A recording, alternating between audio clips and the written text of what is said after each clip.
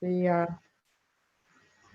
okay, director of the Louis B. Nunn Center at the University of Kentucky, and who was really instrumental in helping put together their story, which we are all using. And just to say, we're in a way, we're also missing and right now. I don't know, something just started. Helping further develop it, so providing feedback with all of that.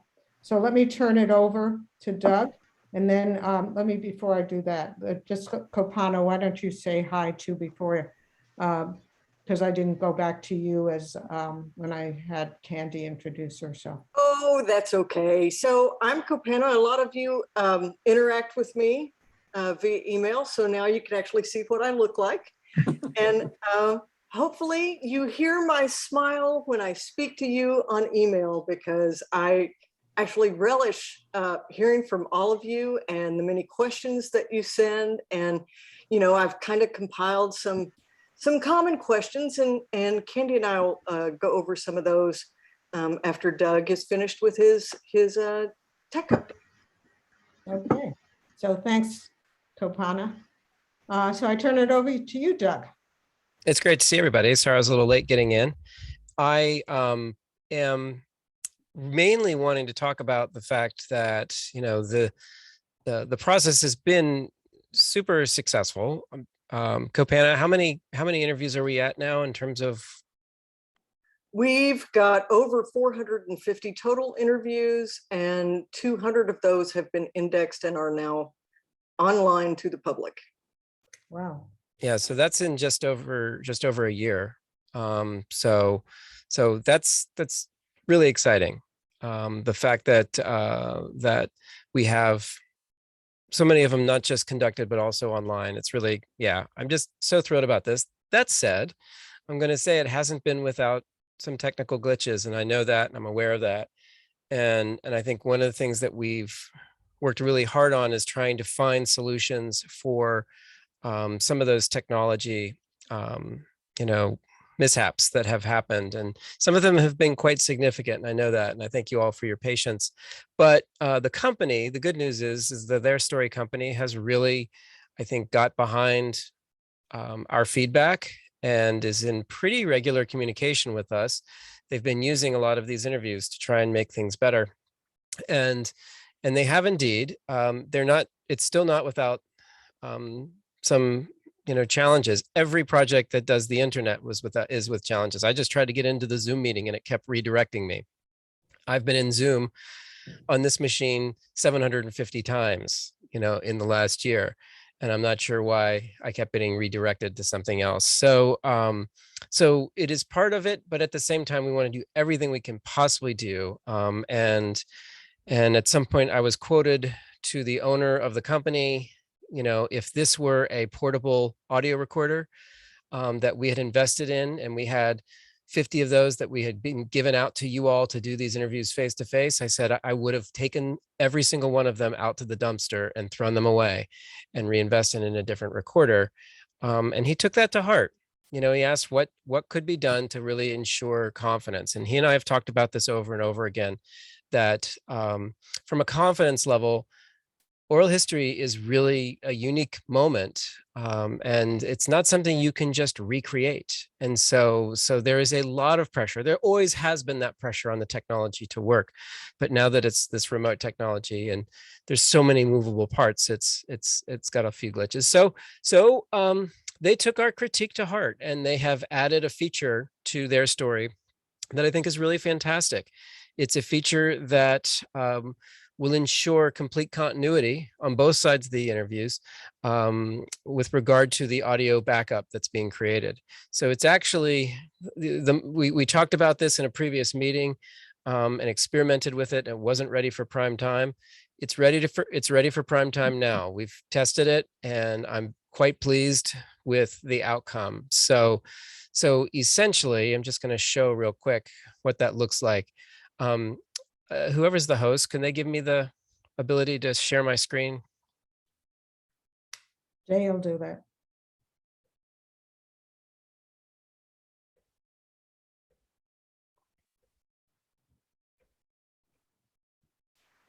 Hey, Doug, I don't see something here to let me share, have you share the screen. Can you, Can you make me a you have to co-host? request it? Excuse me? I think you can make me a co-host. Let's see.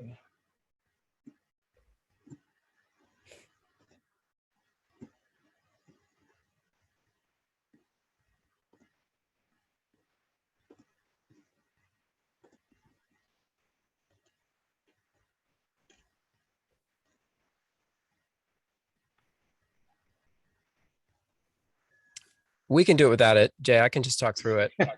Well, hang on a second. Well, yeah, it's not Okay. letting me do that either. Okay. Jay, We- did you go to the participants list and click on Doug's name? I did, and it doesn't let me make him a co-host. It doesn't give me anything. There is a way, I know. Okay, well, Doug, why don't you start and I used to be appreciated by Zoom. I used to be. But Yeah, it seems Okay, like good. Zoom's acting a little funny today. yeah, I think that might be right. Okay, so I'll just talk through it. It's no big deal. And it's pretty simple, actually, what I'm going to ask you to do. I am going to send out an updated version of the tech guide. I wanted to talk you through it first. As it turns out, the updates are very simple. And as it turns out, we had a version of it that was already there. Just simply, we rolled it back because the fix was not quite there. So essentially let me get back to my internet here and I'll walk you through it. So when you're setting up a new session for their story and you click on the big red prepare a session button, you do everything the same. You're going to give your session the title. You're going to follow the same guidelines that we've asked you to follow throughout. You are going to continue on the type of recording to say, I'm recording a one-on-one or group call, which implies there's multiple people, not just a single person. And the moment you click on one-on-one or group call, you get the choice to determine how you want to display the final recording. We pivoted at some point in the project where we went from everybody being displayed, where it split the screen between both of you, to now just recording the interviewee, which I think is Hey, still, Doug, yeah. let me enter. I just made you a co-host. I'm sorry. Yeah, Katie gave me a tip on how to do it there. Oh, great. Okay, so here's the screen where you're still choosing that I want to record just the interviewee, and I think that decision has been quite good from an overall resolution standpoint. The resolution of the final recordings is much higher since the whole screen is being dedicated to just the person that you're recording. So yes, you continue to say, I want to just record the interviewee. Now, again, we're going to skip this screen like we've always done and continue. Yeah, it didn't give me the choice it was supposed to give me. What just happened? Everything is weird today. And of course, I'm in the wrong browser. So let me try this in the other browser. All right. Stop share. Hang on there. All right, so here we are in their story. What type of recording? We're doing the one-on-one group call. We're going to record just the interviewee on video. And we're going to skip that screen. And here we go. So underneath the group association that you're making with their story, you have the ability to create the high def recording. And it's a misnomer because high def usually implies higher quality video. What he's saying in this is higher def audio. And what's happening there is it will, in that recording session, create something that is recording you. Let's say I'm interviewing Jay right now. Jay's audio will be recorded in Jay's browser. My audio will be recorded in my browser. And the moment you hit stop, that recording pushes up to the cloud. So we'll just do a quick little test here in terms of how that works. And then if there is a video glitch, which sometimes there are, the continuous audio was absolutely recorded because we know it says there's an error there. I wonder why. And there, we know when you click on that a continuous recording was created because it was local. It's like having an audio recorder over here on you and an audio recorder over there on them.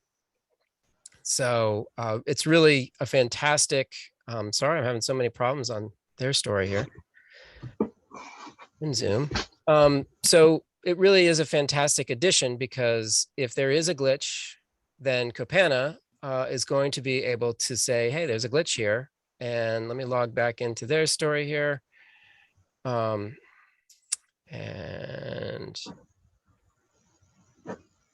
come on. This is just to make everybody feel better. It's not just, Yes, this is. if it's happening to you, it will happen to all of us. Yeah, I tried to log into their story just before the meeting and it wouldn't come up. Maybe,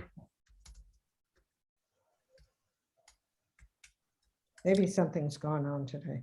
Maybe something's going on today.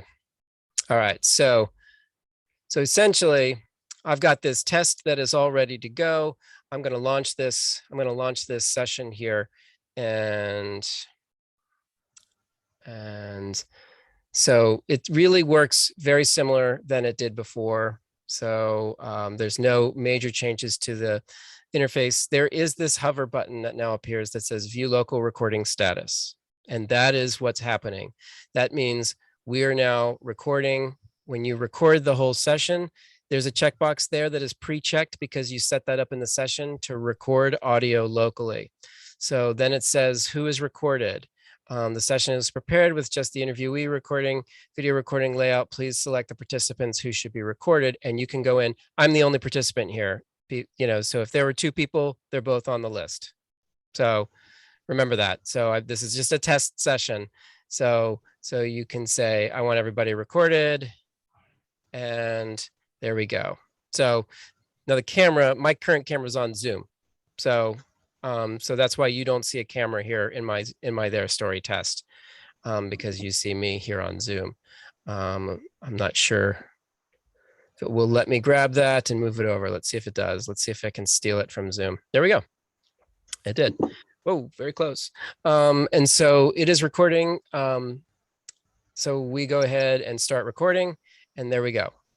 So we have our interview. The interviewee is being recorded.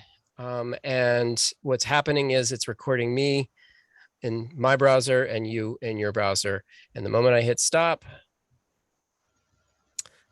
it tells me local recording is uploaded. And I don't know if you saw those messages in the bottom left-hand corner, but it said upload complete. Now that time will take a little bit longer when you have an hour-long interview or a 90-minute interview. Okay, that was very small file that just got sent up to the cloud because I was, it's a very small file because I am just doing a test. So like normal, things are staying the same. You just do everything that you've normally done. We're going to save that story. And we have your interview here. Now, unlike before, what happens is the audio copies of your interview have appeared below your video interview, and we will be taking those audio interviews, those audio copies, as well as the video, and pulling those down for the archive in case something has been determined as problematic. Katie, you have a question. Yes, thank you, Doug. So can you go over, should both people be recorded or just the interviewee? Absolutely, both people, because then both, if there's a problem, that's the only way we can assure that there is continuity in the interview. And so if there's major internet dropouts, well, we still have that continuity happening on the audio side, on both sides, and then that pushes up. So even if you, so if you have major dropout or hit refresh, the audio just continues to record. Craig, you well, have Doug, let's make sure it's clear though. It's still a one-on-one call, and only the interviewee is displayed, right? Yeah, I mean, if that's my recommendation. We talked about it with Cedar, and having the more resolution dedicated to the one person optimizes the ability for these interviews to be used in productions. But is everybody right? So it's recording the video of one person, but the audio of both. Those are two different things. That's correct. Yeah. So when it says display a final recording, we say just the interviewee. But when we go to the next page, And we skip that like always, and we're on this page. We check the high def recording box, and everybody will be recorded on that. So you'll hit continue, and this will all be in the guide. You'll hit continue. If we want to invite a participant here, Copana, let's invite you. What's your email again? I should know that, Copana. Well, I think we're not using that, Doug, right? I know you're not using that, but I'm trying to get a second person on this. Yeah, copana.terry@uky.edu. Oh, right. Well, if you're not using this, you're not going to be on that. So Yeah, let's- you're going to confuse people if you do that. Yep, not doing that. So we go here and we create the session. Do we have to do anything when we are in, we hit, the interviewer hits record, but do we have to do anything besides hit record? Let me show you. Hold on a second. Copana, I'm sending you the link to their store, to this session, okay? Okay. And if you would just join me on this one, that would be very helpful, because I think it would be more real world. Okay, I just sent you the session link, Copana. So this is going to be like it's going to be, more like. So on this particular session, again, when you hit the record button, it does prompt you, but you can click on this view local recording status here. Now what's happening here is, before Copana comes in, it's telling you it's capable of local recording. Do you remember we really have stressed the use of Google Chrome? Chrome browser really is what makes this happen. And so we are stressing that still, that Chrome is really, mute, sorry. That Chrome is really, I've muted my audio in their story. Are you muted, Copana? Okay, so notice Copana now shows up, and it's telling me both of us are capable of recording. What that's telling us is one person is not using Chrome. And that's super important, because that's what was making the test really not work and succeed, was that some people were using browsers that weren't compliant with this. So now their story will evaluate everybody's capability and say, yes, we are ready to go. Everybody is capable of doing a local recording. And when I hit start recording and say, I want this to go, I hit start recording, and I am recording everybody on both sides of this recording. So Copana, just say something, unmute and say something if you would. Oh, Doug, it's really pretty on my side of town. How is it on your side of town? Same. All right. So, okay. So that's done. We will hit stop. And notice on the bottom left-hand corner, it says local recording status, and it says your local media has been uploaded. What you want to do is keep this session open until the local media recording has been uploaded. And that little thing tells you in the bottom left-hand corner that it has been successfully uploaded. So when you do close it out and your recording saves, and you have saved, there is Copana, we hit save story. And when it appears, you will see 2 audio files underneath your video file. And that way, if there is a problem, we will be able to have, at the very least, a really high quality audio recording that does not have any of the same glitches that we have potential with video. So Craig, you've got a question. Yeah, Doug, when you first showed us the the little circle with the information into their story after you'd launched it, right? And there was the click box. It was next to your name only, because that first try, it was just you. Yes, I hadn't shared it with anybody else. So at that point, Right. it was not a real world test. But when I pulled Copana on, notice you saw Copana's name appear on the list of who was being recorded. So that was the Exactly. second pass, was the more realistic pass as to what that involves. Right, but in the first one, there was a little checkbox, and you checked it, for the, I guess, the local recording. But I thought it said video over it. But we should, if that shows up, I don't even know if that's going to show up the So second time. let's do it one more time. So test 3, one-on-one group call, just the interviewee on camera. Skip this screen, associate the group, check the high def recording box. Mhm. All right, when I hit continue, we skip this screen here. And and I'm just going to create the session like you do. Mhm. So then I'm copying this link and sending it to Copana.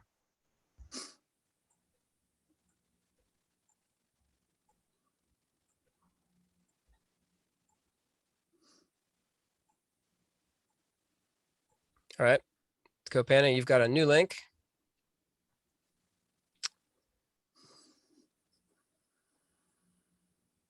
So I launched the session as the interviewer. And so if I were to hover over that, view local restoring status, there's Copana now. So notice I did not invite Copana. I just did everything that you all do. And it says that both of us are capable of the local recording. That means Copana is using Chrome. If it said Copana is not capable of it, that's when you would want the person to exit out and go back into Chrome. So if we're ready to go with the interview of Copana, we would click on the record like normal, and notice it says record audio locally, start recording. And we are recording. So Craig, it does not prompt you. I saw that prompt as well. And I think that was just simply because I was by myself as opposed to in the session with somebody else. I'm not sure exactly, but I did see what you're talking about. But this is Okay. this is the normal behavior that I've always seen when somebody else is on there, that we just Okay, so this time, what you showed us just now, that's what we should expect, and we're gonna have to, hopefully, if it operates normally. I we'll not mean, have it to said, worry about that. it said, who do you want to record? And it Yeah. prompted me for the people. Well, if it prompts you for that, check everybody. But that's the first time I've ever seen that. And so you obviously want to record everybody. So if it does prompt you, but from an audio standpoint, you want that. So I'm not sure what that was. So I apologize for that. No, not at all. I'm sorry. I didn't want to drag us down a rabbit hole, but I was unclear. Thanks. So I hit stop. It says the green things down the bottom left-hand corner. It says your local media has been uploaded. And at that point, you are free as an interviewer to hit hang up at that point. So, so that's where trying to maybe get some people to kind of talk a little bit and, talk about the release form and make that small talk afterwards to make sure. It will be a much longer process to upload. I'm not saying it's going to take 20 minutes, but it might take 3 or 4 minutes, I think, for that audio file to load up there. So that's where just keep everybody on the line if possible before you end that session. So don't just hit end after you hit stop recording, which I'm guessing you don't. I'm guessing you all do some small talk after the interview. Doug, we have a few hands raised. Mhm. There are a few people who have their hands raised. John Crows, Yeah. Candy. This is John Crows. I have a question. When does all this start? I have an interview all scheduled and arranged for Monday morning. If you followed it just right now, you can just do it. Just check it, select the HD audio option. And you should be good to go. Okay, I don't need to set a new code or set it all up again. Oh, that's a good point. Let's see. Since you're setting up you'd be setting up a new session, right? You've already set up your session. I've already set it up. So that's a good question. Let's launch a session. So if I'm in a session here and I've just done it and I click on start recording, see, it prompts you there and says record audio locally. So this is for one that does not have one already. So hopefully it will prompt you, John, for that. And if it does, you check that box and press start recording. So that was prompted when you pressed the record button because they've rolled that feature out. If you're not prompted for it, I'm not sure it's probably you might want to just press through with your interview at this point rather than create a new session. But I'm guessing it's going to prompt you for that. Okay, since it's doing that for me for a session that hasn't been used yet. thank you. Yeah, legacy session. And it absolutely has to be Chrome, because a couple of things. People tend to do interviews on different platforms, different ways on their phone or whatever, and they might not have Chrome on it. And two, we're dealing oftentimes with an older population. Mhm. If you ask them to change browsers, that might be very confusing. I So- agree with you, Candy. I can't fix the internet. So Yeah. we can only do so much. And I think this feature with their story is a really fantastic feature to have. But it is the architecture of the browser that makes this local recording work. My understanding is, Copana backed me up on this, that it also works with Firefox. It's Chrome and Firefox, but Chrome is very much the preferred. And so when we put up the guide from last time, we're even providing a link to download the Chrome browser in the tech guide in the tools section, and saying that we really, you can also use Firefox, but I think for the local recording thing to work, it's about Chrome. Obviously, if if the technology is not there, then you conduct it with your answering machine. I mean, you do whatever you can. That's my general rule, is you go with what you can go with and what they're comfortable with and what works for them. But just know you won't have that local recording option if somebody's calling in on their iPhone, or if they're doing that. And more than likely, the more you mix those types of technologies, the more failures we tend to have. I think the cell phone is that. I mean, Copana, that's right, isn't it? Yeah, I would avoid cell phones if you can, especially if it's an iPhone, because it tends to only have Safari on it. And it might be too late for them to download Chrome by the time you're ready for a session. Yeah, some people have computers that don't have cameras. Yeah.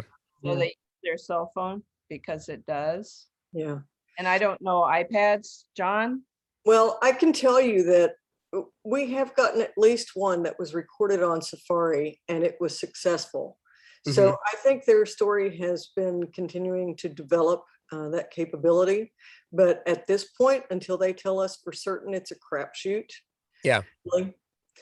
So Firefox and Chrome. And keep in mind, when Copana says crapshoot there, it's really just about the original crapshoot. It's where you were today. It's where you are today, or where John might be on Monday, or somebody, or if we did an interview last week, where that is today, that at that point. So just keep that in mind, that I mean, it's on Chrome. We just go ahead and hit it and take that crapshoot. And if it works, it works. And if it doesn't work, it doesn't work. Yeah. Okay. Yeah, if it doesn't work, you'll find out pretty quickly. I mean, and I do think the more we can, try to shift people to Chrome, if we're using this infrastructure, then I think the more we can have that cultural shift, if possible, great. But you can only do so much, and that's one of the great limitations with a remote project, And for are sure. you recommending that we check that little eye to make sure both people are on it before we hit? I absolutely, yeah, and I have that in the guide, to hover on that eye to make sure that everybody is there, and it's saying everybody is that, and that's where you say, if it's saying, Candy Wiggum is compatible, but the person you're interviewing is not, you can say, hey, you don't have Chrome by any chance on your, do you use the Chrome browser? If somebody has that deer in headlights look of like, what's Chrome? And they're using the built-in browser in Microsoft, or the built-in one on a Mac, which is Safari, then I wouldn't push it, and I wouldn't disrupt your interview process at that point, because I think the most important thing is, that continuity, I think. But this is a really great feature to have. Very few remote platforms actually have this, and I just basically hammered this home with them, that a Zoom meeting is one thing, or a webinar type of thing is one thing, but an oral history interview can't be really easily recreated.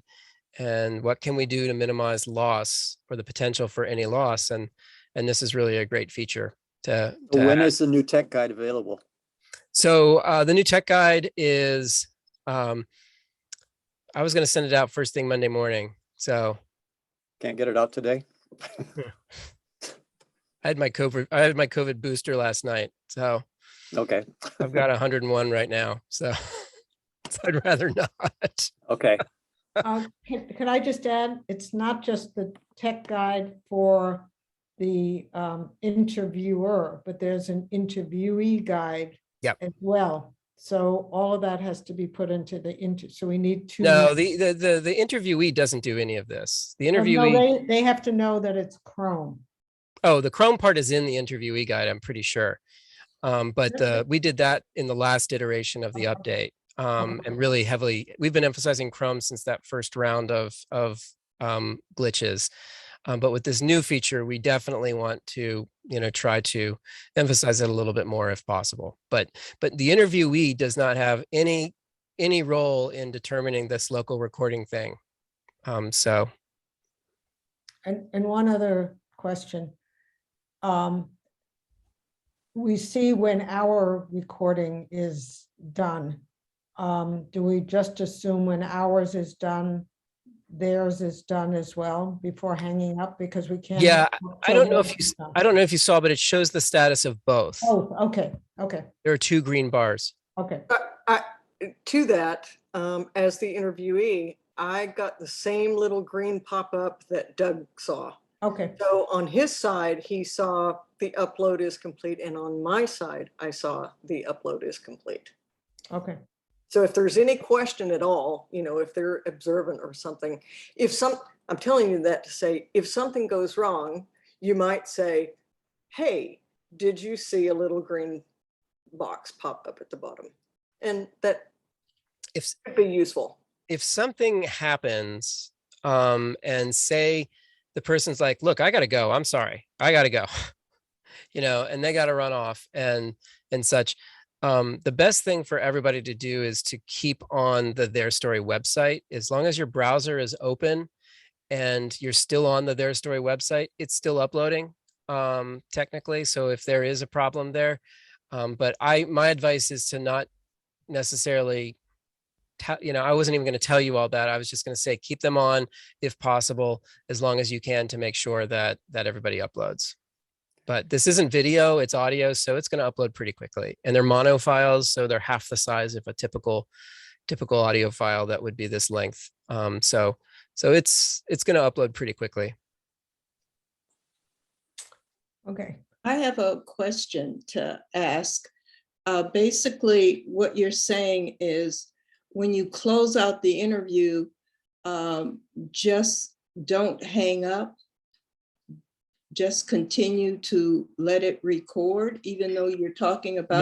No, the moment you press stop on the recording, because it's a two-part thing, you press stop on the recording and then you press hang up.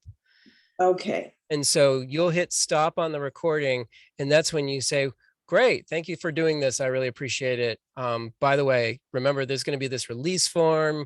Do you have any questions for me? And have that small talk ready to kind of, it feels like you're extending the interview as long as you possibly can, but until you see that green bar pop up, we, try to keep them on as long as possible. Okay. Thank you. Then when you see the green bars hit complete and say everything's been uploaded, you press that hang up button, and everything is just as you remember it, as it was before. And remember, this is really all about the backup. This has nothing to do with your primary recording. So if there wasn't a glitch in the recording and somebody happens to hang up too quickly, in this before something uploads, it's not about the primary recording. This is just about the backup. So if there's a failure on the backup, the stakes are really, really low, I think, on this. So we've had a lot more success percentage-wise in terms of the technology continuity of the network connections and whatnot, even with people having some varied browser and technological platforms that they've been using, much better than in the beginning. But it's still something that I think this is a great feature, and I think we want to take advantage of it to make sure that we don't find ourselves calling up an interviewee and saying there was a real failure and we really didn't know it was happening, because that kind of failure, those audio dropouts could happen and you have no idea, thanks to the internet. So I think it's a great feature to have.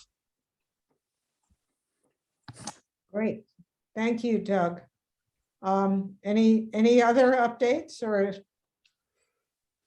No, I'm just going to put the plug in, I think, for the indexing team that I know that a lot of the indexes are still being created. But I know there's a few people who are creating a lot more than others in that mix.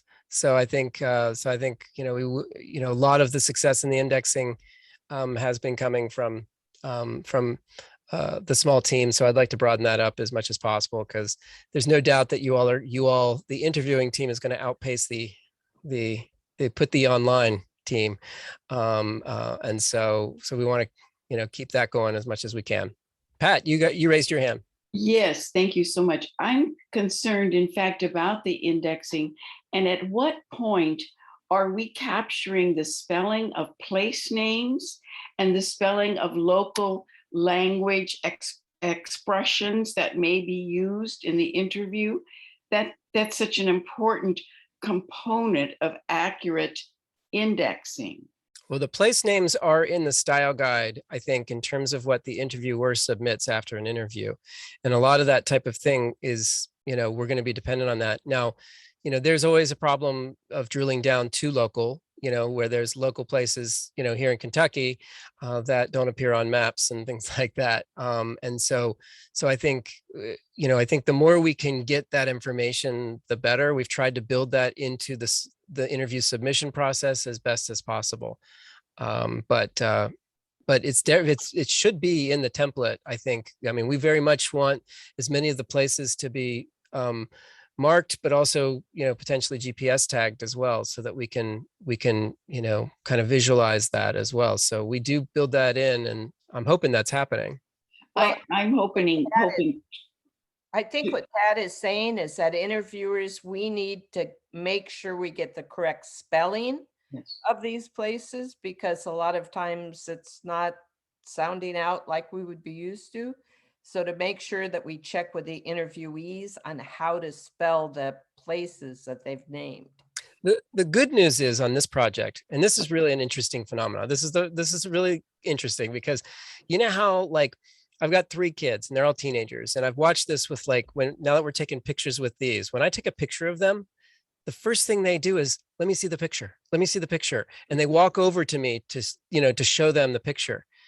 I've never had a project in all my years of oral history that people have wanted to see their own interview like the next day. We have gotten so many requests from the people who are being interviewed, and bless Copana's heart. Thank you, Copana, for that. But but the good news is I think this group meaning returned Peace Corps volunteers who are being interviewed, is not shy about reaching out to us.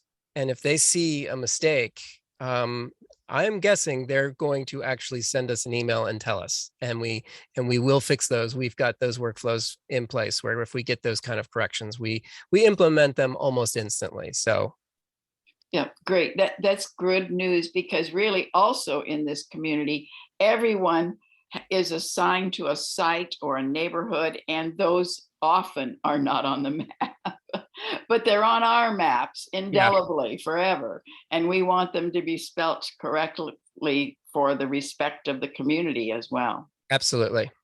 Well, just my practice, maybe others do this. After the interview, I ask people how to spell it. Half the time I still get it wrong. Then when I send them the abstract and the keyword, and I send them the keywords as well, I say, look at what I've written, but especially look at the spelling of places. And so you have at least 2 times to correct it, and just be very upfront about that. I personally ask people not to spell it during the interview, because it just slows things down too much. But afterwards, while I'm taking notes, I circle these places and people's names, because I'm a horrible speller. And so then I just go back in that chit chat time, waiting for it to upload and ask people how to spell. So you might think about doing that. Evelyn, I do the same thing. I alert them before we start the interview that I'm going to be taking notes and getting back to them. So they're aware that they don't have to stop. And there's a third tier too. I found that Kopana looks it up and tells me I spelled it wrong because she went into the Google Drive to map it. Andy, she does that to me too. So, I think that the thing we don't have, and I'm hesitating and I'm dragging my feet here, is we're not sending a personal email once their interview is indexed and goes online. And we don't have great capacity to pull that off because we've just got so much going on. And so I think maybe if we could build that in somehow from an interviewer standpoint, but again, like there's not a great sequence to, I don't know, Danielle's not on this call, right, Kopana? No. That's right. She's not on this call. So there's not a great, like, I don't think they're doing it sequentially. I don't think they are not doing them sequentially. the no. indexers, we mean. And so the indexers are kind of grabbing. And so when you look at that master list, you're going to see interviews in the beginning, at the end. And at some point when we were having technical problems, I asked Danielle to start indexing ones that had just been recently completed, simply that we could identify what some of these technical problems were, because some of the problems were from interviews that were done months before. And so the company couldn't help us technologically because these were done so, 9 months before on some examples. And so we have been jumping around a little bit, and that indexing group has been jumping around. And so there's not, the number one question I get from Peace Corps volunteers after they've been interviewed is, when's mine going online? When's mine going online? And, the answer I want to give is the Kennedy Library hasn't even digitized the cassettes yet. So come on, but I don't ever say that. But I do say that, we've raised the bar, and we know it. We've raised the bar because we have such a great operation. And so, but we really try to not make promises about when they're going to go online, because the volunteer index group is kind of doing it when they can. And so that's a hard thing to kind of give. So I start off my answer each time with, look, right now, there's not a great sequence and we don't have a good sense for when your interview is going to go online. We really hope that it gets indexed soon. Doug, can I step in here for just a second and say that, one of the major points that I had on my list to talk about today was the difference between something that is accessioned into the catalog versus something that is online. Well, in reality, they're both online, but the difference is when something is accessioned into the catalog, we've only created a catalog record, and that interview is now part of the archive and starts going through its preservation cycle. It is all, unless it's restricted, it's available to the public by request. You see a record, they hit, the rights and request button. That request comes through our oral history librarian, and we get the interview to them. But to have something indexed then means that it has been indexed and it's freely available through that same catalog record, and you don't have to request it. So there's, I just want to make a clear distinction between those two items. Something that's online, usually, at least between Doug and I, when we say something is online, what we mean is it's been indexed and it's online and is freely available. So does that, I just wanted to put that out there. Cedar, you got your hand up, and you've had your hand up for a long time. Hey, Doug. So I just wanted to present, there is a little bit of a workaround to this issue that I've been doing. May I just ask you, I can access their story interviews when they're in their story before they've been deleted and all that. And it is possible for me to, if that interview is still in their story, it is possible for me to get that interview to an interviewee. I appreciate that. I'm going to say no, because as long as it's in their story, it could be deleted like that. And I think once it's in their story, we still kind of consider it to be in this kind of like potentially from a preservation standpoint, hostile environment. Like it is something that is precarious until Copana can get it downloaded and into our preservation system. And I know like you're incredible with technology, but I think and also I think the thing we want to give them is the kind of permalink that they're always going to go to potentially to get that. Because if they lose that audio file, they're not going to necessarily know where to go back to get that, because it will never be in their story again, you know, once it's deleted at that point. Yeah. So I'd rather have it go through if possible, just because, and then, you know, yeah, just because it's then continues to be part of the system and we start with that system. Okay. Okay. Yeah, I just wanted to clarify. Yeah, I have no, I don't care either way. I just wanted, you know, do what's best for the Nunn Center. Well, I mean, I want to do what's best for you all too and figure that out. But I think so far everybody seems to be okay with, you know, the streaming link that we send them once we get that to them. So, and I'm not talking about 100% of the people who are asking for those links right away, but is a much higher number than I've ever seen. So I think I'm just looking, it's 4:55 and we have a really full agenda. I'm done. So thanks, Doug. I hope you can stay on. I'm sorry you have a fever, so I understand if you have to leave. But Copana just talked about one of the issues that's been raised anyway, so we've kind of gone into the next stage. But Candy and Copana, why don't you address some of the process issues that have been have come up in a lot of the questions that people have submitted. Okay. Candy, do you want to start or do you want me to go? I've got my list conveniently located right here. You're muted, sweetie. Why don't you go ahead, Copana, and I'll follow up on anything that's not answered. Okay. So first off, real quickly, I just wanted to tell you a bit about why I send the weekly updates. It's so we can all stay on the same page somehow. You know, these interviews, they have a lot of moving parts, and they're not always easy to keep up with. So, you know, part of the reason I do the weekly update is for my benefit as much as yours. It helps me keep the project in perspective and where all the moving parts are. So some of the usual questions, well, actually, almost all the questions I get come right after the update. So, which is also convenient because it allows me to create a list of questions. And so one of the questions that I often get is the on-deck interviews, as I like to call them. And I will put out from each name what piece of the puzzle is missing. It could be a deed of gift, or it could be the information metadata form. And so often, and this has happened more recently than in the past, people have come back to me and said, you know, my interviewee said that they sent in a release form. And so there are two ways that we can find out if that's the case. A, always tell me if your interviewee says, hey, I signed my release form, because I can get into the back end of the database and check for certain if it really did make it into the database. Sometimes it doesn't come to my email or Doug's, or, you know, I sometimes get hundreds of these every week, and it's possible I deleted it.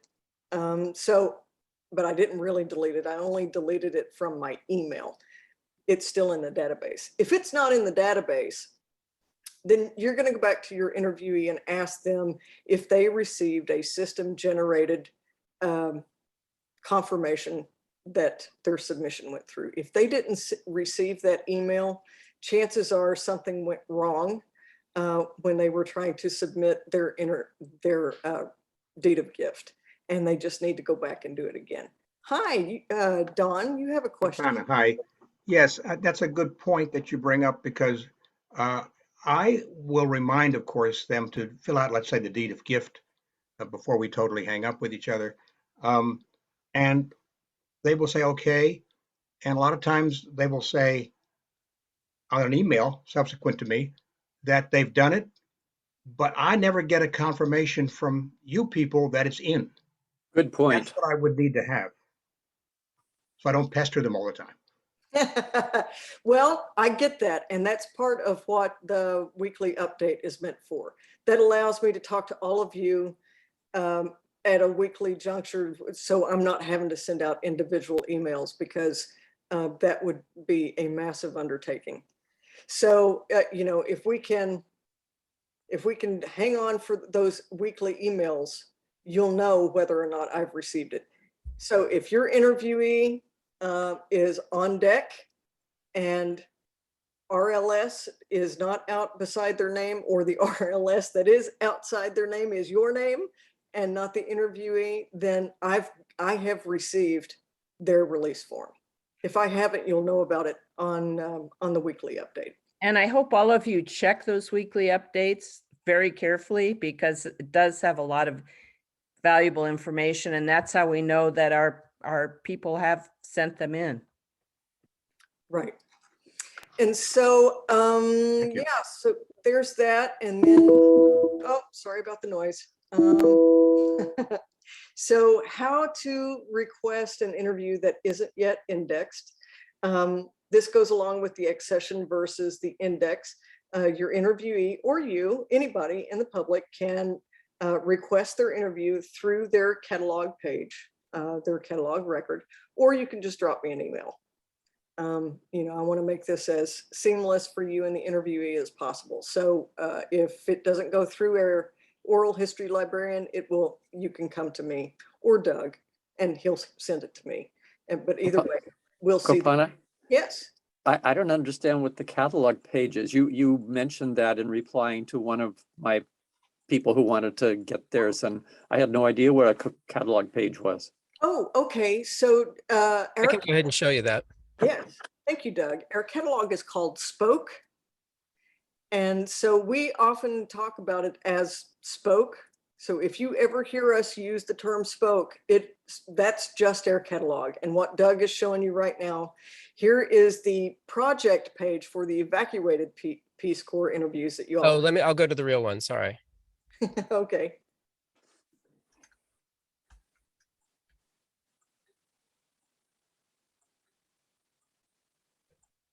There it is. Fourth one. I didn't mean the other one wasn't real. Sorry. Bad use of words. Thank you for that clarification. Yeah, so this is the project page. So, you know, we've got some keywords and a brief description. You also have under related projects there. If you hit show more, Doug, you will see that it is linking out to the other 3 projects that we have in our collection that are related to the Peace Corps, including the first one that Doug just showed you. And then beneath that are all of the interviews that you have conducted that fall under this collection. And then if you click any one of them. And before I leave this, I was just going to chime in and say, you see, when it says access online, that's what we're using to determine it has been indexed or a transcript has gone online, which we don't have transcription happening for this project. But that's your quick look to say, oh, this isn't online yet, or, oh, I have to request it. It's not yet online, but the record is online. So Copano, where do you want me to go? Yeah. And how do we see that, or how does the person who wants to see it know about it? Well, in the deed of gift language, or the deed of gift language, it says your interview when it goes online will be, meaning when there's a record, will be available at KentuckyOralHistory.org. So also, Doug, let me chime in. John, if you're using those template emails that we have in the content guide or something like that, when you send those emails have those links in them. Links, yeah. Yeah, Jay and I have also just put them up on chat, in the chat. Yeah. So you can see them there, or copy them there, or take a screenshot. They are also on the oral history webpage that you can just click and get in there, because I know for myself, if I just go to the oral history Louis B. Nunn Center, it's hard to find, to get to Peace Corps sometimes. So it's nice to send them the exact link that would take them right to the Return Peace Corps archive catalog page. Right. And so, Doug, will you go back to the screen that you just showed? Well, I was gonna, yeah, okay. Well, so the abstract and the keywords that you add to your metadata information form, it is all contained at the top of this record. All of the information you send us, it is used to create the interview record in our catalog, in the Louis B. Nunn catalog, which is called Spoke. And so, let's see, scroll back up, Doug, if you don't mind. Right. And so if in what Doug showed you before, the long list of interviews for the project, if it says that it's online and you click on that link, it takes you to this page, and then click the Play Interview tab. And from here, you'll see the interview and you'll see the indexed segments. You can So also, if the interview hasn't been indexed, Uh-huh. you will go to one of those interviews and you'll see what you entered from a description standpoint and a keyword standpoint, but notice there's no Play Interview tab. So that indicates this interview is not yet available online. hi, Oh. Dawn. Dawn has a question. Folks, I'm sorry, but I have to leave you. I just wanted to say thank you for everything today. It's been very helpful, but I have to leave the chat, and good luck with everything else. See you, Don. Right. Thank you. Okay, so John, does this help at all? Does this help clarify things? I guess somewhat. I'll look more the way Jay suggested I look at it.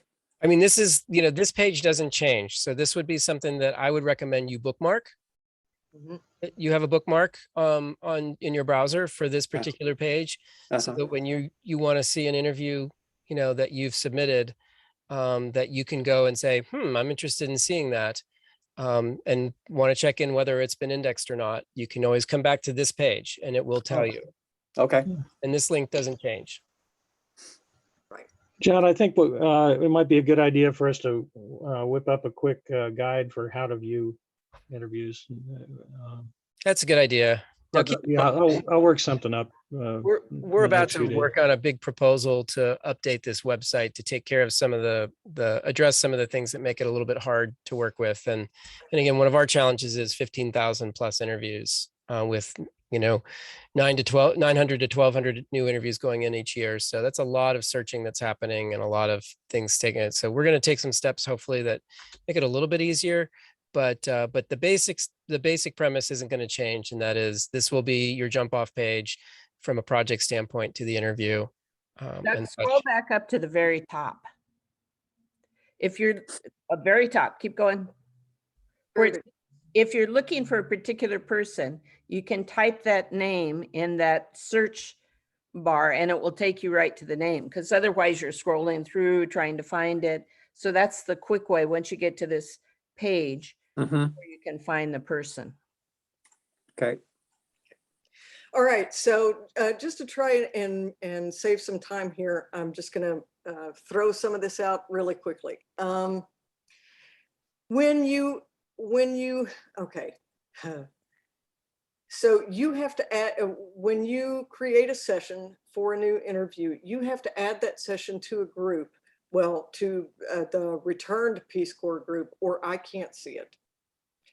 So you can see it, but I can't see it. And if I can't see it, I can't download it.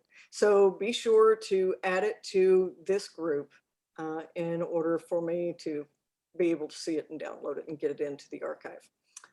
Why we remove the interviews from their story. Doug mentioned this earlier when we were talking about how Danielle started skipping ahead a little bit to index some of the more current interviews so we could, you know, do some diagnostic on some of the issues.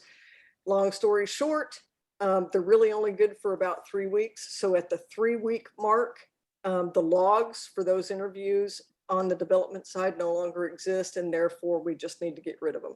And and the big reason we want to get rid of them is because you've probably noticed that it scrolls endlessly. So imagine being me and seeing everything, and it just scrolls indefinitely. So the sooner I can get those out of my feed, the more likely I am to not make a mistake, you know, and overlook something, because after there were hundreds and hundreds in there, I just couldn't keep up with that.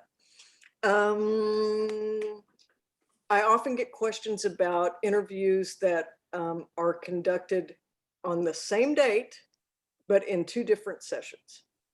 So if interviews are conducted on separate dates, so let's say Doug talks to me today and then he talks to me again tomorrow, from an archival standpoint, we see those as 2 separate interviews. But if he talks to me right now and we get disconnected and he restarts a session or he starts a new session, and we still look exactly the same as we did when we started the interview, we consider that the same interview. Part of that is because the catalog just doesn't do well with multiple dates. If you look at the way that it's designed, it just can't handle multiple dates. So that's part of the reason why, if it's a different date, we give it a different accession. If it's the same date, all that to say, if you're filling out metadata information forms, it's all one interview for us. So if you get disconnected and you start a new session, don't worry about it. It's all the same interview, and you only need to fill out 1 deed of gift and 1 information metadata form. I need to conduct my interview again. What do I do? Well, you tell the interviewee that you need to conduct the interview again. Drop me a note and say, hey, ignore what's in there right now because I'm going to have to do this again for whatever reason. I mean, there are multiple reasons why you might want to do it again. And then just create a new session. Okay. And if it helps you to be less confused, you can add something to your session title. Like, it's really useful to me when you put in there that, this is my interview with Doug Boyd #1 and interview Doug Boyd #2, or interview Doug Boyd Part 1 and interview Doug Boyd Part 2. That helps me actually know the difference between what should be 2 separate interviews and what are 2 parts of the same interview. I can always go by the date too, because your interviews come into their story with time and date stamps. I sometimes get questions about bandwidth and why some interviews look better than others. And that has to do with bandwidth for your internet connection. Some of us are on, fiber internet, and some of us, might be on an internet that's basically 2 cans tied together with a string. And so it makes a difference in the quality, and plus some of the quality has to do with the person's camera that they're using, and you can't do anything about that. The camera or even the lighting, I mean, the lighting, huge, I think, impact on that. So combining their quality of the camera on their device with the lighting that they're using really makes a big difference. Like, That's right. if you saw my setup here, I literally have like a light right here, and then I've got the light in my ceiling unscrewed right above my head, or you would see this big glow right here that would completely overwhelm. So I've optimized my little corner here for doing this type of thing because I kind of do this professionally, but most 99.99% of the people aren't going to do that. They're going to turn on their webcam and do the interview where they are. And so light plays a big part. That's right. And then the last major point I think that we need to talk about is I've been getting a lot of questions about the 2-hour limit that had been expressed to you for their story. So there's not a hard stop. Their story is not going to explode if you go 2 hours and 3 minutes. It's not going to blow up on you. 2 hours is suggested because that's what the developers have told us that they recommend. If it looks like that you are going to go significantly over 2 hours, just say to the interviewee, hang on a second, I want to start a new session so we can, really, get your story and really talk about that. I'm hesitant to say, oh, it's fine, just go on, past 2 hours and it's fine. I have not seen not once, something come in that's over 2 hours where the interview actually stopped. Copan, I had a question about that. Yes. Because one time when I was interviewing on when it said it was recording, when I was doing the interview, it wasn't 2 hours. But then when I finally hung up, it said it was over 2 hours. And I didn't understand why there was that discrepancy. It surprised me. Oh, I don't know, Doug. It's the internet. I mean, I think really, truly, I mean, the idea, there's things are streaming and get out of sync. And so I think in terms of, there was a point where like, if you started the recording and you refreshed your browser, the recording went back to 0. Mm. And I think I don't think it does that anymore. I'm pretty sure that it stays continuous through there. But there was a period where if you refreshed or if, it would go back to 0. So There you go. it shouldn't be doing that though. Yeah. I mean, So- when you see something like that, it's always good to just sort of follow up and say, hey, Copana, there was something strange.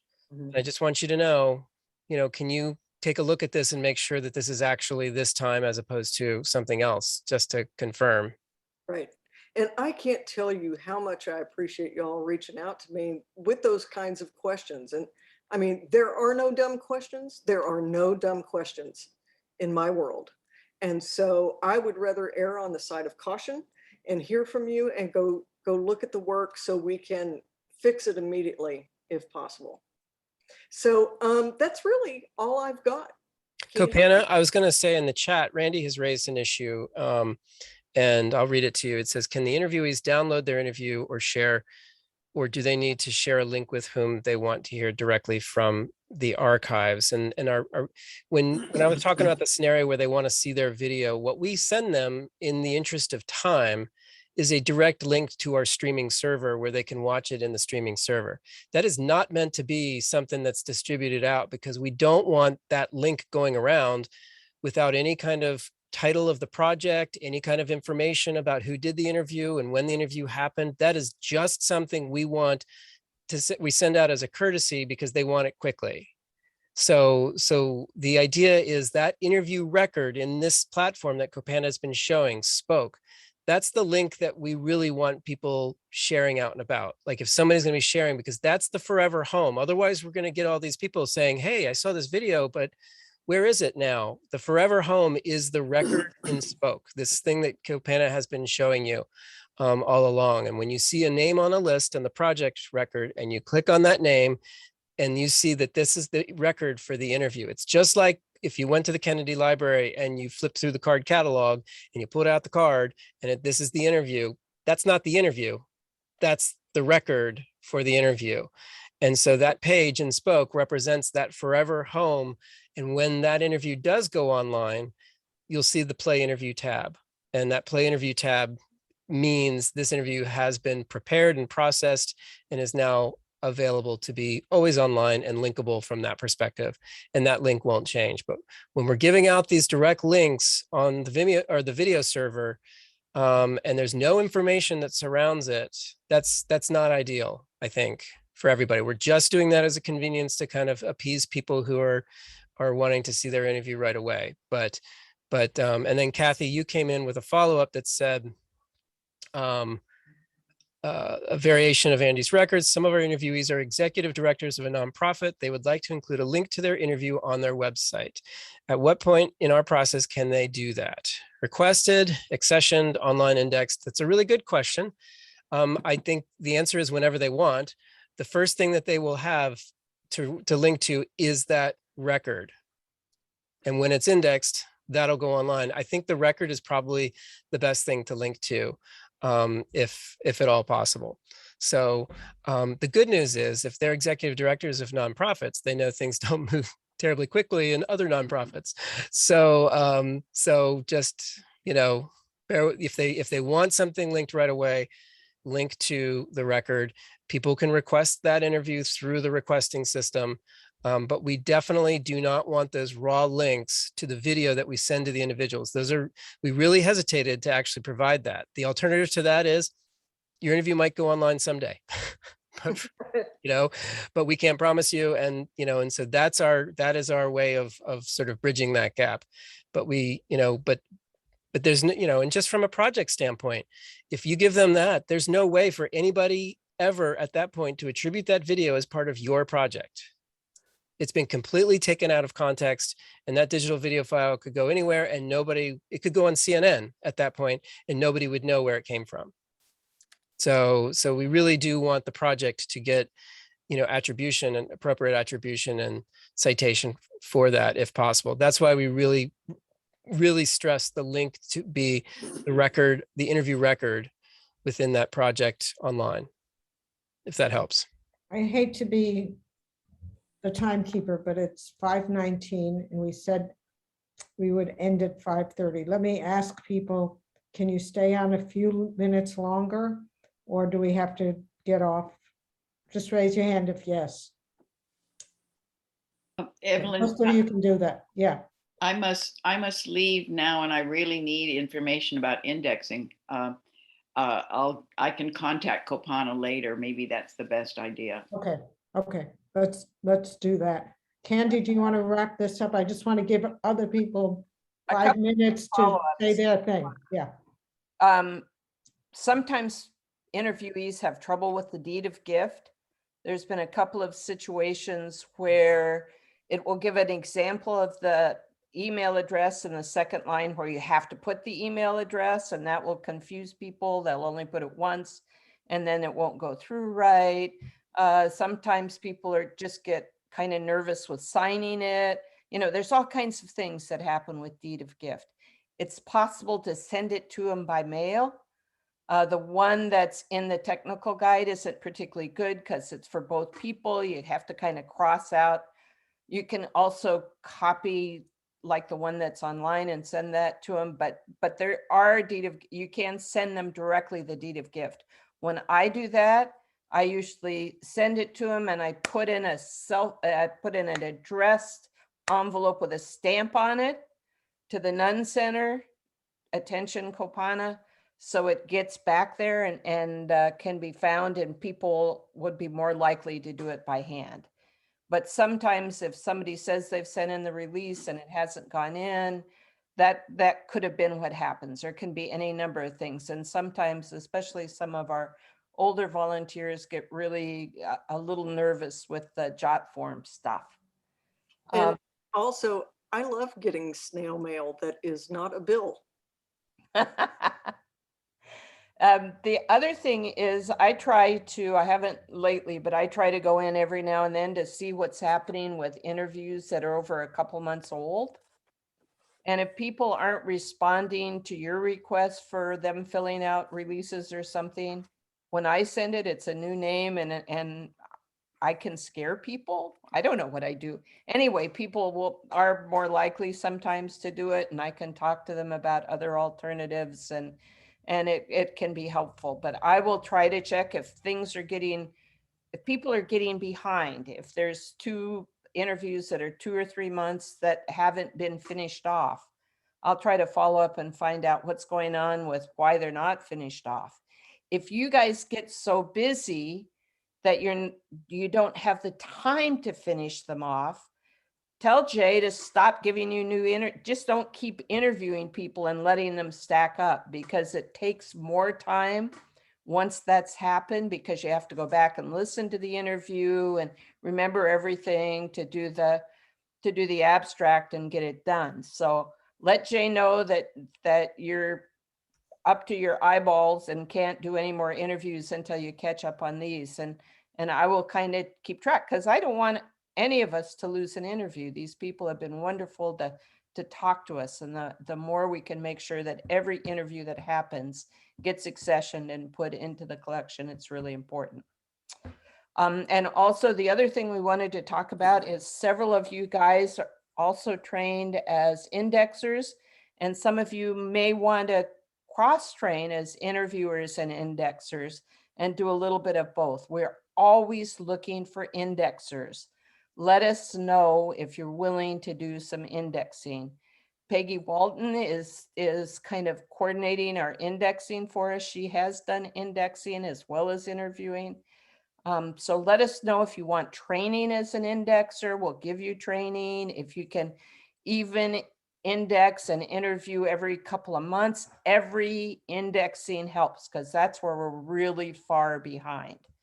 So if you know anybody who might be interested in indexing, or if you can possibly do some indexing and are interested in that yourself, let us know, because we really need to be able to catch up with indexing. Otherwise, we got lots of great interviewers, and then they just stack up and up and up and up, and we don't. And I was just going to intervene too and say, what, back to what we were talking about before, but with this in the context of indexing, I know people want to watch their own video and things like that, but at the indexing stage, that's where we actually discover a lot of problems, a lot of things in these interviews that probably shouldn't be online. We've had a couple instances, maybe 6 total instances of moments in some of these interviews that shouldn't just go blindly online and be made public. And so I think that's where, if we seem hardline about not making the raw thing public, it's because of that. There are things that have been recorded that if we didn't know about, and in instances where we did not know about it until it was indexed,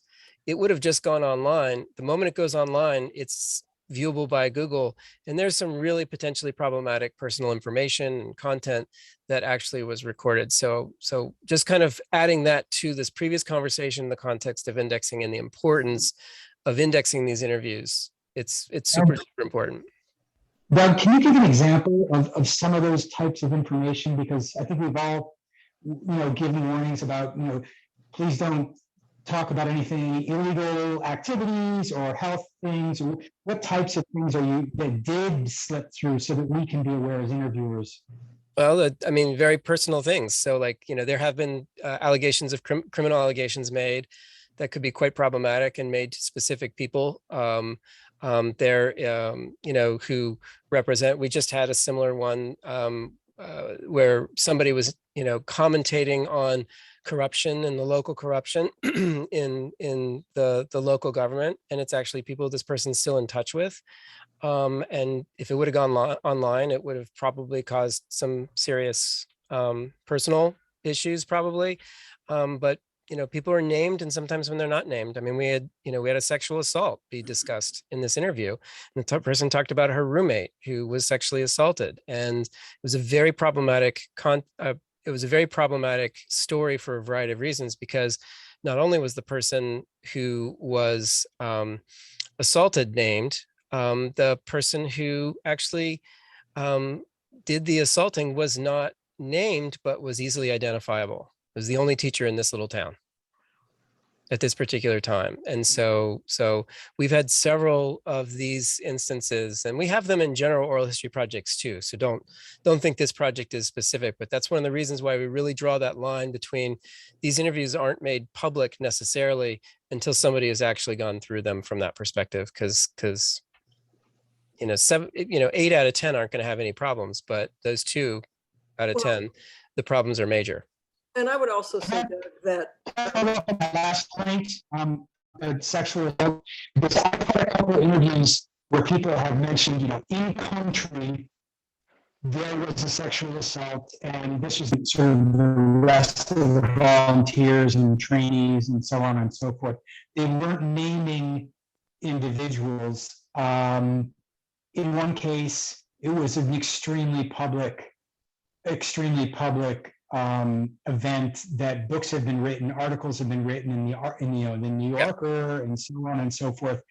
Names were not named in the interview, but I just want to make sure, as an interviewer, that like I can steer people away if I don't want something like that to end up in an interview. What you're talking about doesn't seem problematic from that perspective, from a personally identifiable information standpoint. Obviously, if something's super well documented and very public, that's different.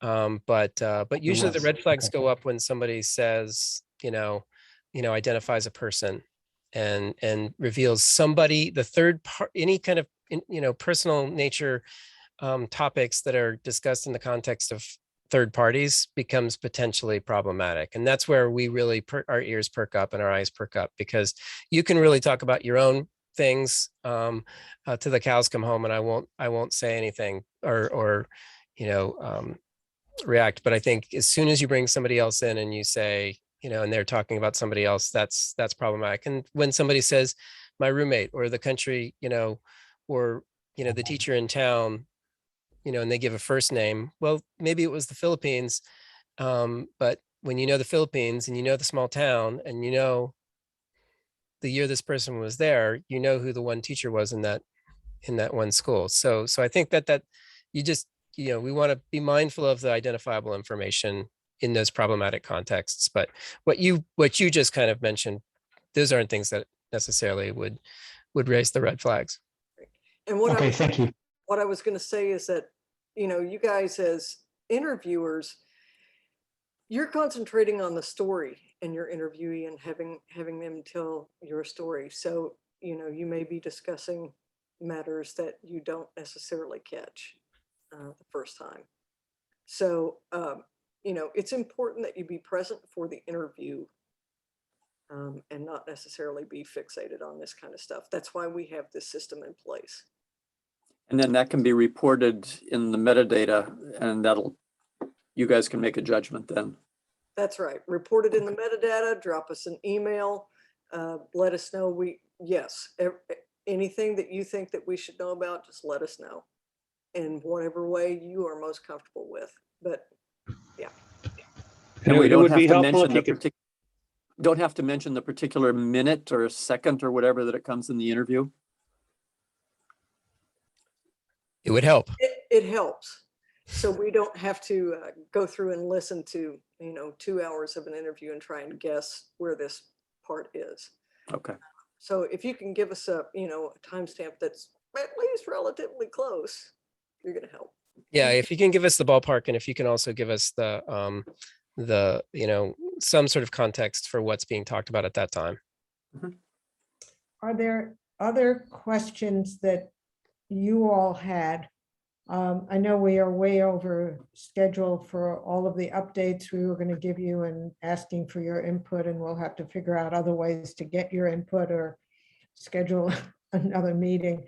And I'll give everybody a moment to talk about that. But are there other questions that you have that you want to raise?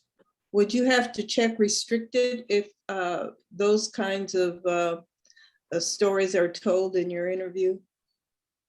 You mean you as the interviewer when you submit it? Yes. So when you check that restricted thing in the metadata section, that's more of a red flag to us to follow up on this. It's the restriction on the deed of gift that is kind of the legal, I'm restricting this here. So the metadata restriction, we also hesitated to put that in there into the form for that reason. That's not you placing a restriction. That's you saying, hey, I think there might be a restriction on this to Copana and I when we see that. But that legal deed of gift where you sign, that is the place where somebody is placing an actual thing. But by separating the deed of gift now virtually, you have no idea if the other person is going to put a restriction. But if the interview ends and the person's like, man, I really shouldn't have said that, and they had told a story about, a local murder, and they had talked about that, then, that just gives us a heads up to pay a little more close attention to that. Any other questions that people want to raise about the process? Wendy? Yeah, actually I have two questions, but one of my questions is in the chat already about doing the links. So sometimes people have gone on to do other activities, or they have a link to the archives at American University or something like that. My other question is really for Jay, which is how many times should I keep trying to contact people if I'm not getting any response? Good one. Yeah, we have a lot of non-responses. It's really amazing. It seems like it could be even 50%. And you're probably like me. You hate to lose an interview, right? So you want to keep giving them a chance. But I'd say, if you've tried to contact them 3 times, you've done your part, and just move on. Now, we don't take them off the list. I never take them off the list, but I just note that they haven't responded. And if we ever get through the backlog, we can go back and try to reach those people again. Now, it's great. It's up to you, but if you want to, you could try to call them by phone. I've had a couple instances where the people I've gotten through to them by phone when I haven't been able to on email. But there's no guarantee there either, because if it's an number they don't recognize, they may not answer. So, but Yeah, you no, know, that's call, a leave good them a idea. message. If that doesn't work, just move on. Just tell me and I'll take them off your list.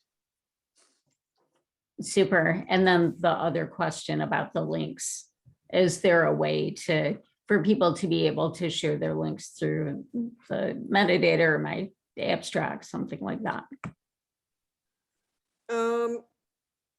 I'm not sure I know what kind of link you're talking about. You mentioned like link to the interview page that has the metadata and the abstract No, on. no. So I've had, but that's a good one. So my examples are people who maybe have started an NGO, or American University has an archive for Peace Corps volunteers. So they have a page, a personal page, not, somebody's Facebook page, but say I'm interviewing somebody tomorrow who helped start an NGO and she's still living in West Africa, or she's gone back there or something like that. Like people want to be able to give links to their photography exhibit on their country of service that they've talked about in the interview. Yeah, so that interview record page is the place, for people to link to, ideal. Does that make sense? Does that answer? I think she's talking about linking out from the. From the index. Well, no. Wendy, do you mean in the index or from the catalog record? I was thinking from the abstract, but this would be, so I interviewed somebody recently. He did his assignment was to do a photography, art projects and things like that. And it's virtual now. And he talks about it in the interview, and he wanted people to be able to have a hyperlink to the project that he's describing in the interview. So where could I capture that? The best place for us to make that public is in the index itself. And it's really difficult to put hyperlinks into things like metadata.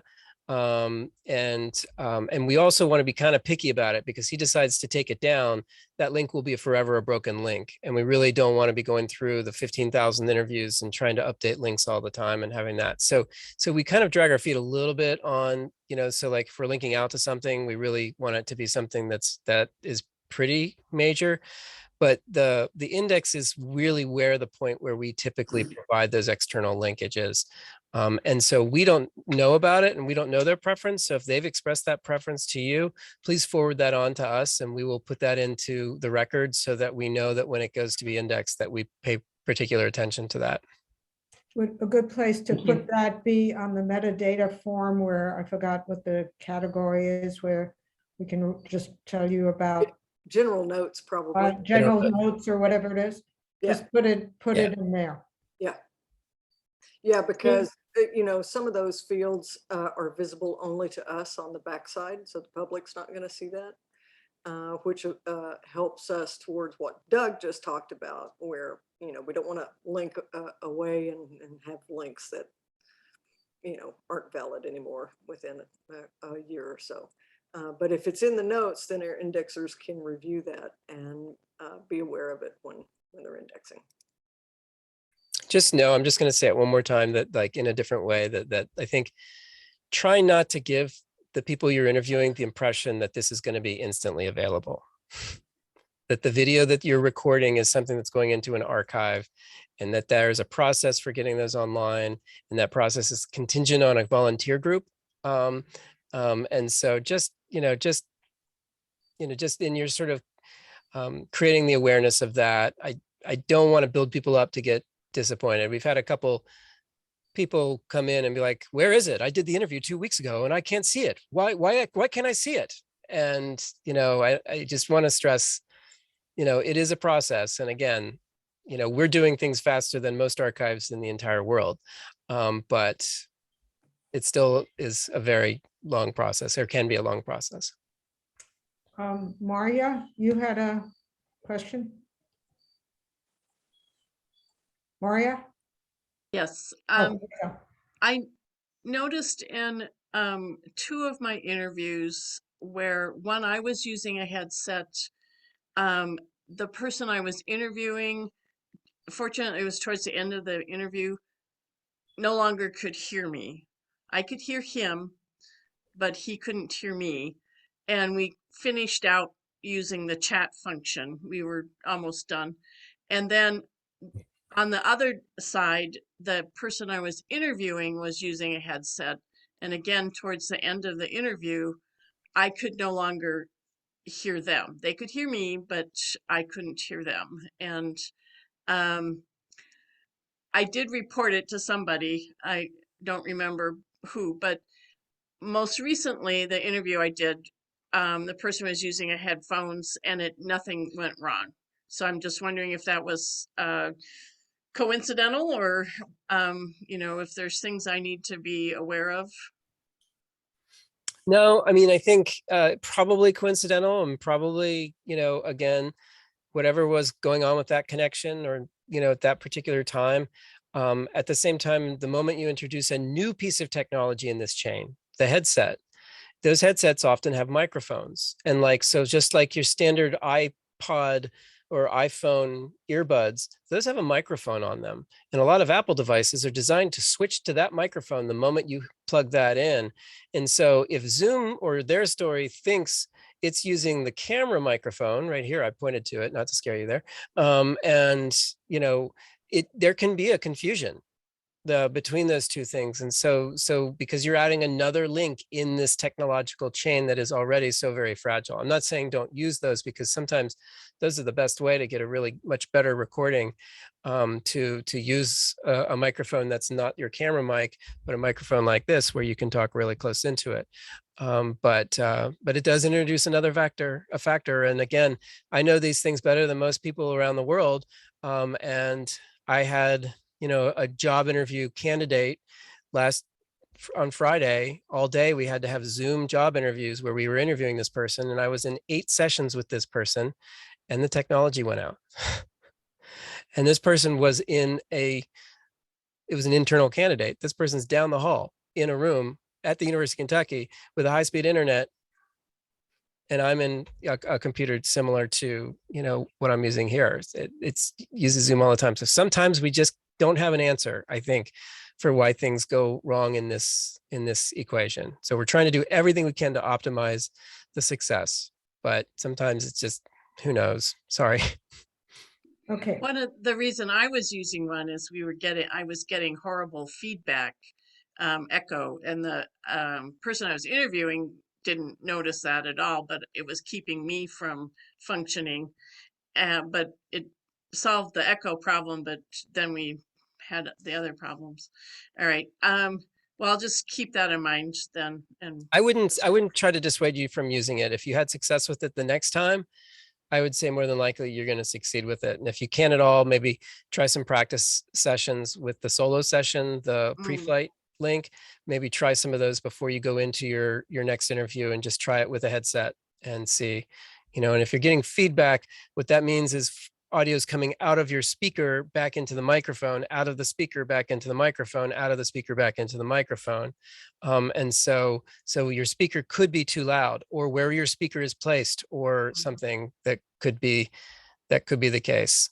So I don't know if you have external computer speakers, but sometimes if you unplug the external computer speakers and just use the computer speakers built in, sometimes like on your laptop, sometimes that will fare better if you're getting feedback.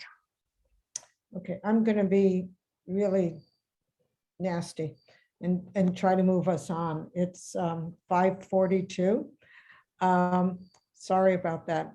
Jade, did you have anything on your list of what people had written in that really need to be addressed? And then I want to give Randy and Becky and Cedar each like a minute to say what it is they were going to talk about, and we'll figure out a way to get your input on all of that. Jay? Yeah, the only question we got by email was, I think, from Joyce, and that's been answered. And I've been looking at the chat. I think all those questions have been answered, so we're in pretty good shape.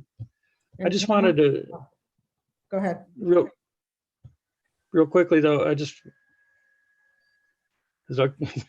No, go. You're waving your hands out. No. Sorry. Okay, so I just wanted to say something real quickly. I've looked at some of the interviews, and everybody's doing a great job. With some of the newer interviewers, though, I noticed that there are a couple problems with the introduction, and this is really important.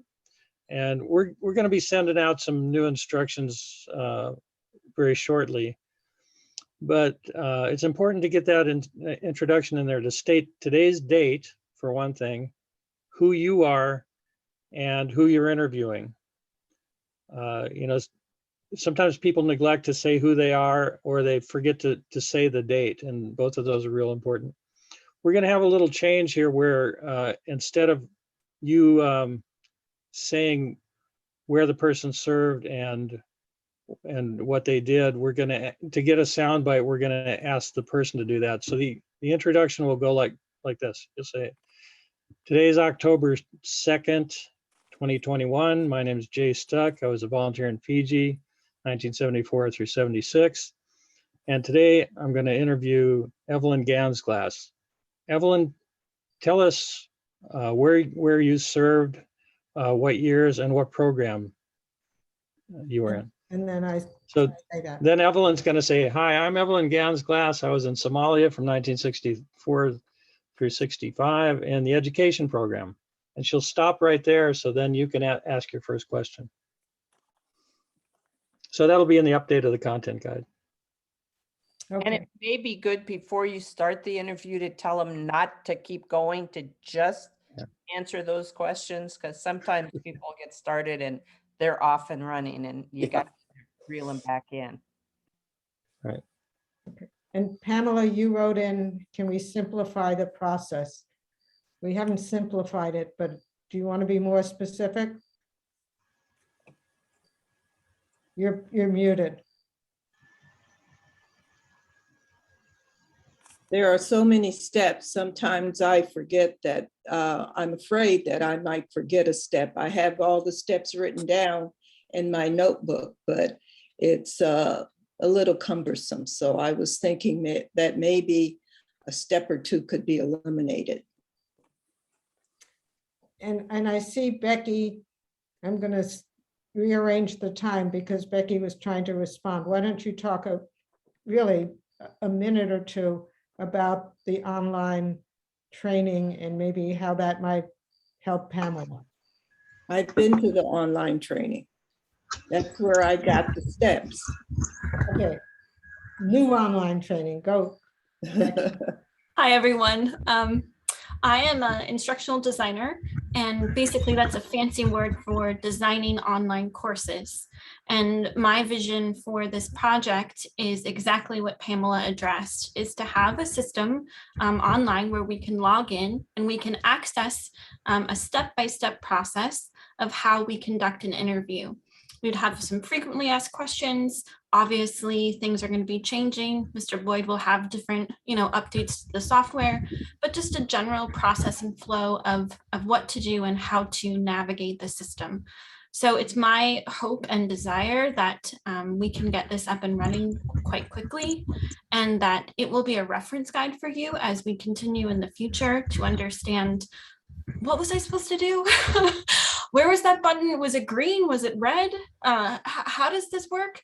And obviously we've all interviewed before, and we are continuing to interview, but I think having something that's digital and a reference point instead of this lovely 30-page tech guide is quite difficult. And so having something that is electronic and that we can access is my hope. So I'm volunteering on this project. I'm currently getting my master's degree in instructional design. And so this is something that I felt like would be a great opportunity for me and opportunity for the Oral History Project to move forward and helping us digitize our learning and our pace and our way in which we're doing our interviews. So I was going to ask for feedback, but I think we're short on time, which I think has been really valuable to hear from Doug and Kopana and that sort of thing.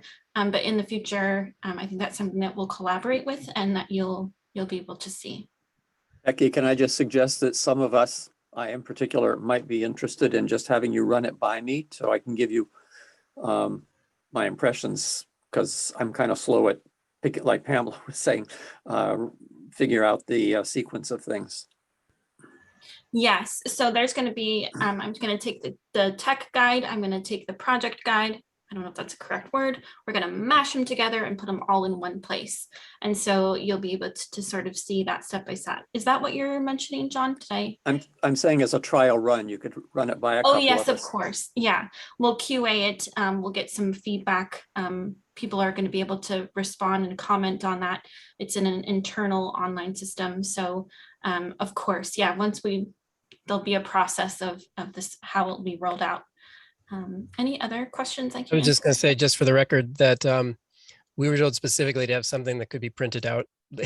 So we designed the tech guide, which is very cumbersome, in a way that could be very printed out, as opposed to something that was, so we purposely tried to make that a low tech thing in that, so that's one of the things that'll be, I think, one of the things to consider is I think that having a course management system type of thing, which can kind of throw undergrads and graduate students, just having used those types of things a lot before, just think about how to make it as easy as possible, because it needs to be easy. So I think Becky clearly should talk with Doug and Kopana before going further, get input from them, and then reach out to all of you later in the process to test it, to give feedback. Yeah, I'm by no means saying don't do it. I'm just saying we particularly designed what you have just held up in front of the camera because we were told we wanted something that people could print out and go through step by step in a very linear way. Okay. Don't expect in the next month or two. It's going to take a while to do. But definitely, Becky, talk with Doug and Kopana and anybody else at the center that you think it should be involved in that. Randy, do you want to tell them what you are going to get their input on and how to proceed with that? Yes, I don't think they've been sent out, but Yeah, didn't we? There were some. Dave, you sent the questions out, right? Yeah. oh, okay, I didn't receive them. Never mind. The National Coordinating Committee asked a couple of us, Peggy Walton and Violet and myself, to consider separate questionnaires for staff and for host country nationals. And also look at some potential changes to the core questionnaire that's being currently used. Part of it was that I've interviewed host country nationals who've been around for 30 years, as well as American staff. And the questions in the original guide really didn't touch on what they have to offer for this project, especially in terms of understanding the evolution of how the agency has changed. I can usually tell when someone's a volunteer just by the acronyms they use, because they've changed every decade. And so the three of us put together draft questionnaires for host country staff, counterparts, and American staff, as well as considered some revisions to the current questionnaire that's being used. Part of the original questionnaire, I think it's in what, version 12 or 13, 14, somewhere around there.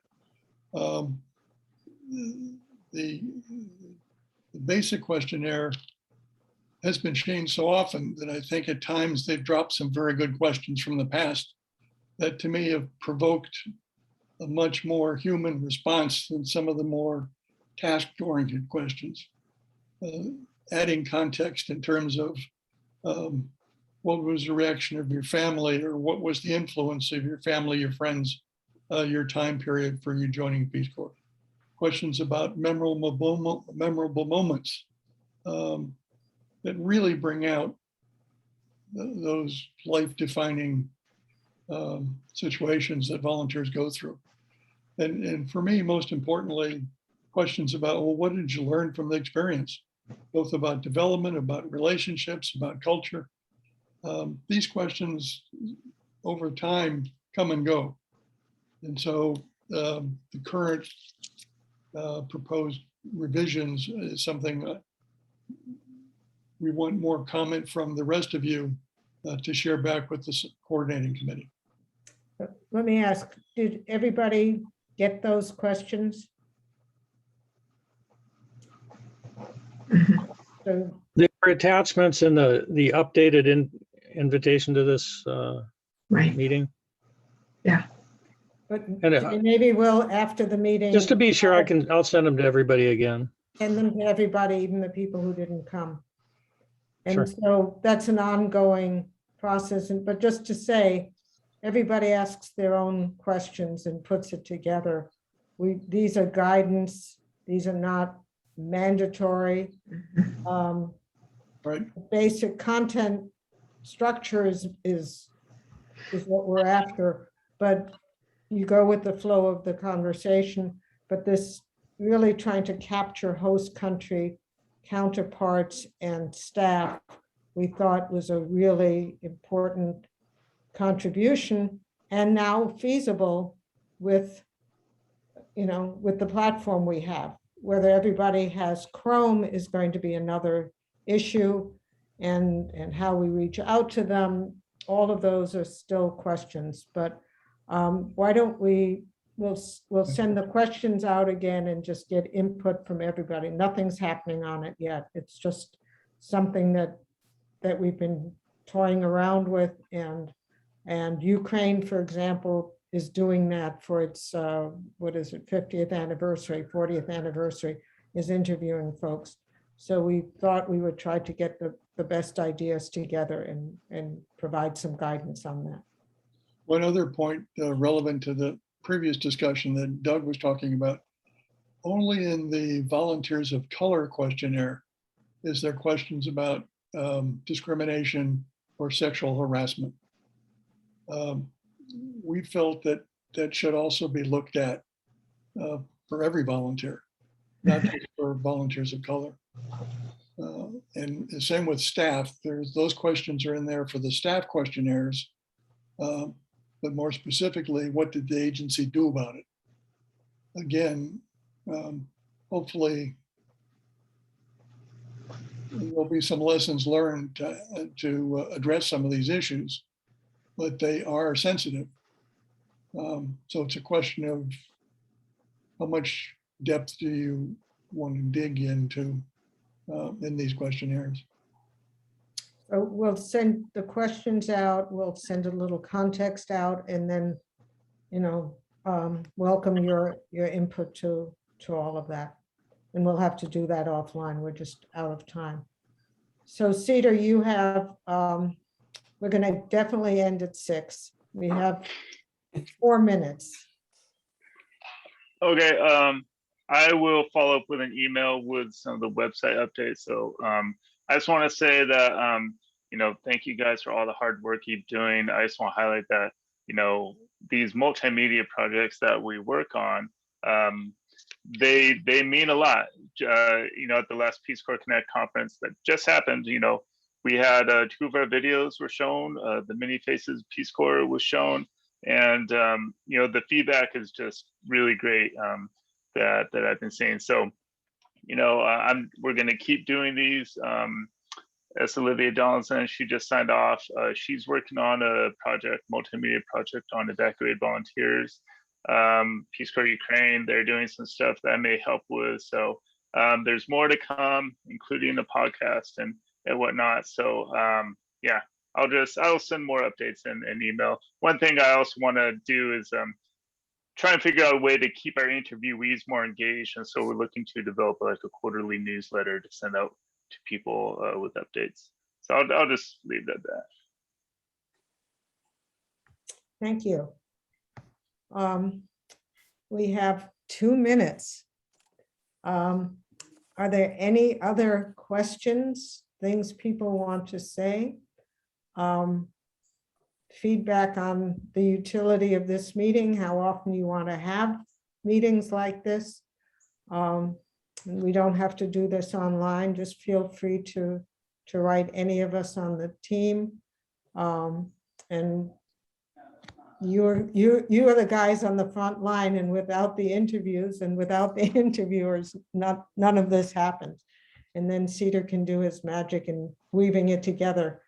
And just to say, we have gotten such good feedback, and people have been so impressed with the videos that they now want to become interviewed and want to participate and see the relevance of it. So I think that's all great. Candy? I just wanted to say, you know, we want to have these periodically, probably once every 3 or 4 months. So that would mean the next one's probably January, February. Does that sound like a good timetable? I just wanted to get a feeling. That sounds good. Okay.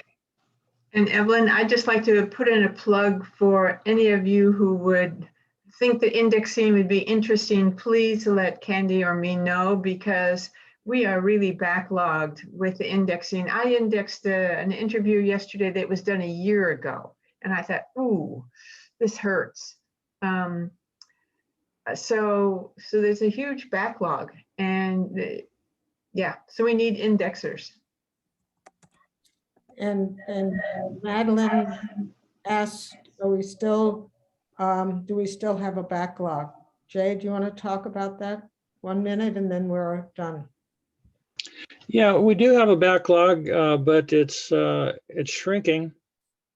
There are somewhere around 150 now, and that's not counting the ones that are already assigned, whether you've done it or not. This is just the unassigned ones, and it's not counting the ones that I've taken off your list because they didn't respond.